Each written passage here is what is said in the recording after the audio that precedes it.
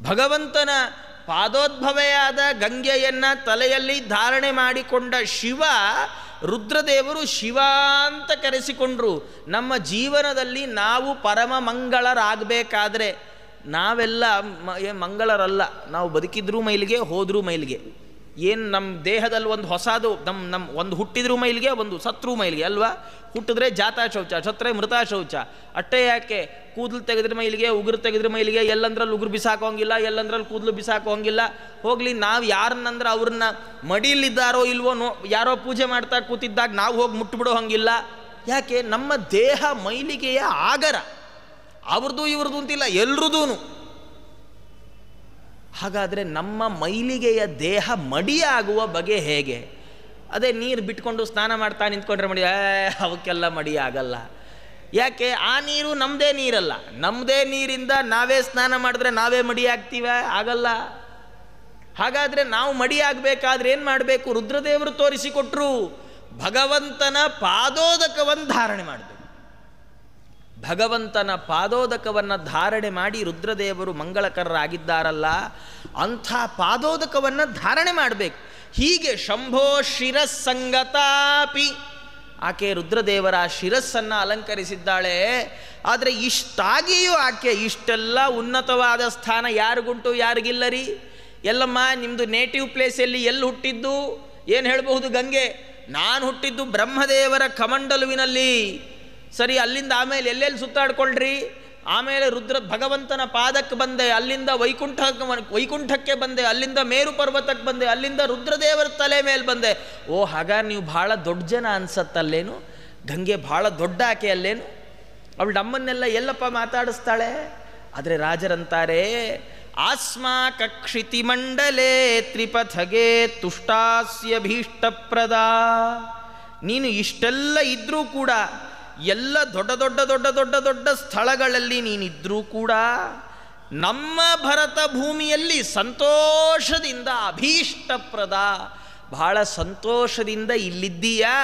ಕೇಳಿದವರಿಗೆ ಕೇಳಿದ ಇಷ್ಟಾರ್ಥಗಳನ್ನು ಕೊಡ್ತಾ ಇದ್ದೀಯ. ಹಾಗಾಗಿ ನಂಗೆ ಗೊತ್ತಾಯ್ತು. ಯಾಕೆಂದರೆ ಕೆಲವು ಸರ್ತಿ ಅನಿವಾರ್ಯ ಕಾರಣದಿಂದಾಗಿ ನಾವು ಕೆಳಗಿನ ಜಾಗಕ್ಕೂ ಹೋಗಬೇಕು.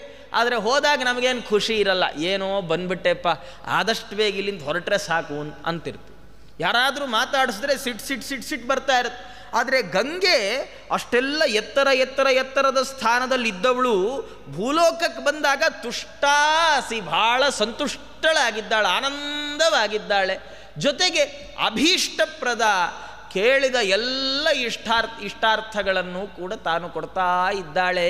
ಹಾಗಾಗಿ ನಂಗೆ ಗೊತ್ತಾಯಿತು ಏನು, ಅಮ್ಮ ನೀನು ದೀನೇಶು ದಯಾವತಿ. ಯಾರು ಆರ್ತರೋ, ಯಾರು ಬೇರೆ ಯಾರು ಶರಣಿಲ್ಲ ಅಂತ ನಿನ್ನನ್ನು ಶರಣು ಹೊಂದುತ್ತಾರೋ, ಯಾರು ಭಗವಂತನನ್ನು ನೋಡುವ ಉತ್ಕಟವಾದ ಬಯಕೆಯನ್ನು ಹೊಂದಿರ್ತಾರೋ ಅವರ ಬಗ್ಗೆ ನಿಂಗೆ ಭಾಳ ಕರುಣೆ ಇದೆ, ದಯಾ ಇದೆ ಅಂತ ನಂಗೆ ಗೊತ್ತಾಯ್ತಮ್ಮ ಅಂತ ಹೀಗೆ ರಾಜರು ಆ ಗಂಗಾ ನದಿಯನ್ನು ಸ್ತೋತ್ರ ಮಾಡಿದ್ದಾರೆ. ಈ ಗಂಗಾ ನದಿಯ ಇದು ಈ ಬಹಳ ಅದ್ಭುತವಾದ ಭೌಗೋಳಿಕವಾದ ಚಿತ್ರಣ. ಈ ಗಂಗಾ ನದಿ ಎಲ್ಲ ಗೊತ್ತಿರುವಂತೆ ಗಂಗೋತ್ರಿಯಲ್ಲಿ ಗಂಗೋತ್ರಿಯಲ್ಲಿ ಈ ಗಂಗಾ ನದಿ ಅನ್ನೋದು ಉಗಮ ಆಗುವಂಥದ್ದು. ಇದನ್ನು ತ್ರಿಪಥಗ ಅಂತ ಕರೆದಿದ್ದಾರೆ. ಗಂಗೆಯನ್ನು ತ್ರಿಪಥಗ ಅಂತ ಕರೀತಾರೆ. ಯಾಕೆ ಕರೀತಾರೆ ಅಂದರೆ 3 ಕಡೆಯಲ್ಲೂ ಹೋಗ್ತಾಳೆ. 3 ಲೋಕಗಳಲ್ಲೂ ಗಂಗೆ ತಾನು ಸಂಚರಿಸಿ ಎಲ್ಲ ಪಾಪಿಗಳ ಪಾಪವನ್ನು ಪರಿಹಾರ ಮಾಡೋಣದರಿಂದ ಆಕೆಗೆ ತ್ರಿಪಥಗ ಅಂತ ಹೆಸರಾಗಿರುವಂಥದ್ದು. ಇದು ನಮ್ಮ ಭಾರತ ಭೂಮಿಯಲ್ಲಿ 2,500 ಕಿಲೋಮೀಟರ್ನಷ್ಟು ಹರಿತದೆ. ಹರಿದು ಕೊನೆಗೆ ಬಂಗಾಳ ಕೊಲ್ಲಿಯಲ್ಲಿ ನಾವೆಲ್ಲ ಗಂಗಾಸಾಗರ ಸಂಗಮ ಅಂತ ಜಾಗ ಇವತ್ತಿಗೂ ಹೋಗಬಹುದು. ಕಲ್ಕತ್ತಾದಿಂದ ಬಹಳ ದೂರ ಇರುವಂಥ ಒಂದು ಪ್ರದೇಶ. ಅಲ್ಲಿ ತಾನು ಸಮುದ್ರವನ್ನು ಸೇರ್ತಾಳೆ ಅಂತ ಇಷ್ಟು ಅದ್ಭುತವಾದಂತಹ ಒಂದು ಗಂಗಾ. ಈ ಗಂಗೆಯ ಇನ್ನೂ ಏನು ವಿಶೇಷ ಅಂದರೆ, ಸಾಮಾನ್ಯ ಪ್ರಾಯ ಎಲ್ಲ ಪುರಾಣಗಳಲ್ಲಿ ಉಲ್ಲೇಖ ಇರುವಂಥ ನದಿ ಅಂದರೆ ಗಂಗಾ ನದಿ. ಯಾವ ಪುರಾಣದಲ್ಲಿ ಇದರ ಉಲ್ಲೇಖ ಇಲ್ಲ, ಕೆಲವು ಪುರಾಣ ಅಂತ ಇಲ್ಲವೇ ಇಲ್ಲ. ಪ್ರಾಯ ಎಲ್ಲ ಪುರಾಣಗಳಲ್ಲೂ ಕೂಡ ಈ ನದಿಯನ್ನು ಉಲ್ಲೇಖ ಮಾಡಿಕೊಂಡಿದೆ. ಹೀಗೆ ಭಗವಂತನ ಆ ಒಂದು ಪಾದೋದಕವಾದಂತಹ ಗಂಗೆ, ಆ ಗಂಗೆಯನ್ನು ನಾವು ಸ್ಮರಣೆ ಮಾಡಬೇಕು ಹರಿದ್ವಾರ ಕ್ಷೇತ್ರಕ್ಕೆ ಬಂದಾಗ ಅಂತ ಹೀಗೆ ಹೇಳ್ತಾ, ಇಂಥ ಅದ್ಭುತವಾದಂತಹ ಕ್ಷೇತ್ರ, ಅಲ್ಲಿ ಗಂಗೆಯನ್ನು ಕೇಳ್ಕೊಳ್ಬೇಕಂತೆ. ಭಗವಂತ ನಾವು ಗಂಗೆಯಲ್ಲಿ ಏನು ಕೇಳ್ಕೊಳ್ಬೇಕು?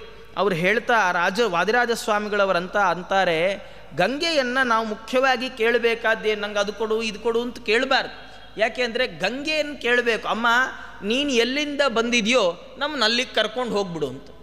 ಯಾಕೆಂದರೆ ಈಗ ನೋಡಿ, ನಾವು ಯಾವುದಾದ್ರೂ ಜಾಗಕ್ಕೆ ಹೋಗಬೇಕಾದ್ರೆ ನಾವು ರೂಟ್ ಕೇಳಬೇಕು, ನಮಗೆ ದಾರಿ ಗೊತ್ತಿಲ್ಲ ಅಂದ್ಕೊಳ್ಳಿ. ಈಗೆಲ್ಲ ಗೂಗಲ್ ಮ್ಯಾಪ್ ಇದೆ, ಇಲ್ಲದೆ ಇರೋ ಕಾಲದ ಕಥೆ ಅಂದ್ಕೊಳ್ಳೋಣ. ಏನು ಅಂದರೆ ಯಾವುದೋ ಒಂದು ಪ್ರದೇಶಕ್ಕೆ ಹೋಗಬೇಕು, ನಮಗೆ ದಾರಿ ಗೊತ್ತಿಲ್ಲ, ಯಾರನ್ನು ಕೇಳಬೇಕು? ಆ ಪ್ರದೇಶಕ್ಕೆ ಹೋದವರನ್ನು ಕೇಳಬೇಕು, ದಾರಿ ಹೇಳಿ ಅಂತ. ಪ್ರದೇಶಕ್ಕೆ ಅಲ್ಲಿ ಆ ಜಾಗಕ್ಕೆ ಹೋಗದೇ ಇರೋರನ್ನ ದಾರಿ ಹೇಳಿ ಅಂತ ಕೇಳಿದ್ರೆ ಅವ್ರು ಎಲ್ಲಿಂದ ಹೇಳಿ, ಅವ್ರಿಗೆ ಗೊತ್ತಾಗೋಲ್ಲ ದಾರಿ.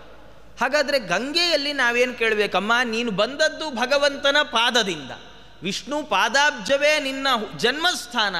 ಹಾಗಾಗಿ ನಮ್ಮನ್ನು ನಿನ್ನಲ್ಲಿ ಮುಳುಗಿ ಹಾಕುವ ನಮ್ಮನ್ನು ಏನು ಮಾಡು ನೀನು? ನಿನ್ನ ಜನ್ಮಸ್ಥಾನಕ್ಕೆ ಕರ್ಕೊಂಡು ಹೋಗು, ನಿಮ್ಮ ತವರು ಮನೆಗೆ ಕರ್ಕೊಂಡು ಹೋಗ್ಬಿಡು ನಮ್ಮನ್ನು.